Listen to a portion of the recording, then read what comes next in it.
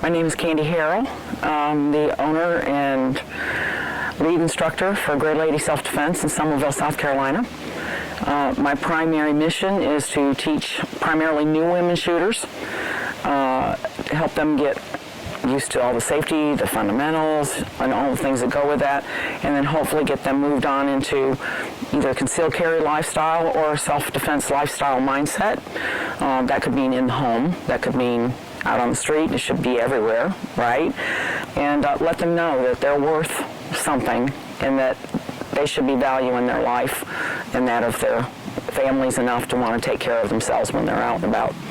So that's kind of my goal and that's my mission. This opened up so much for me as far as helping me with my instructor abilities, but as a better student as well.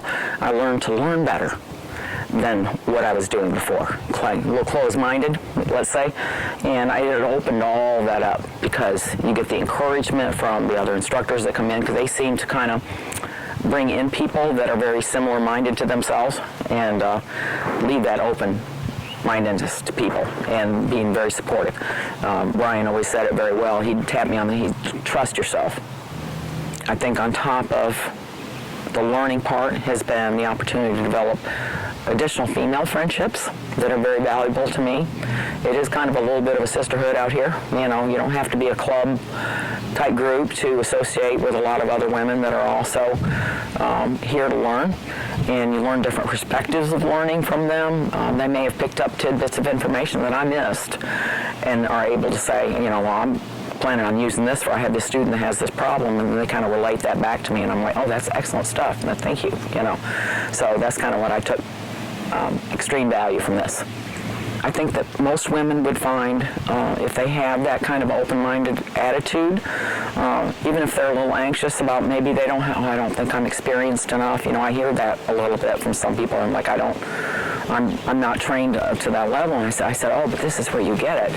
And you're pushing out of the comfort zone. That's very valuable for them to be able to take home. I think they would come away with a different perspective on learning, on training, and on teaching, because you're learning from different instructors, first of all, and you're learning also from that mingling experience that we receive and developing those friendships and getting feedback from people in a little different way than maybe what you perceived while you were in your learning mode. You may have missed things, and having those other people to sit and talk to. It's also it allows them the same opportunity to develop friendships from all over the country with other women that are like-minded, and I think that's very valuable for people because, you know, as we get a little bit older, sometimes it's like, you know, I'd like to go and travel and do such and such. Maybe that's an opportunity to say, hey, maybe I should go take this training that's out in Colorado or Texas or whatever, and know that they have people they can contact and reach out and say, you know, who's good over there that I can take training from. And I think that's where you really develop these long-term friendships. A little different explanation on the 4 safety rules, and I think I got some really cool information on a style, a way to explain the importance of them, but what's the most important one, and I got that from both Akil and from Brian, and I think I'm kind of reworking, you know, my standard safety brief and all that to kind of incorporate some of those pieces of information, and I thought it was just phenomenal because that's step one, you know, before they get on the line to shoot or whatever. Are they really understanding these 4 safety rules and why they're important and which one is really the most important? So I think having a little different way to explain it will be kind of good. What can I say about people what can you say about people you already love? Shelly is a phenomenal organizer. It's amazing watching her do everything that she does. I just was like, I'm just tired watching you. But she does it with such joy, and I think that makes a huge difference. Brian has this intellect that I'm just like, wow. You know, if I could learn half of what he knows and suck it out by osmosis, you know, I think I would absolutely do that. And say, Brian, just sit still, let me get that from you.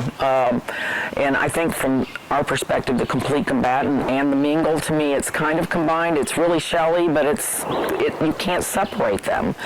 And I think it's being able to understand that their horses and all that stuff, what you see here is very much how you're left feeling when you just attend a class with them, from, that perspective as well. You walk away empowered and enthusiastic, and a little more confident.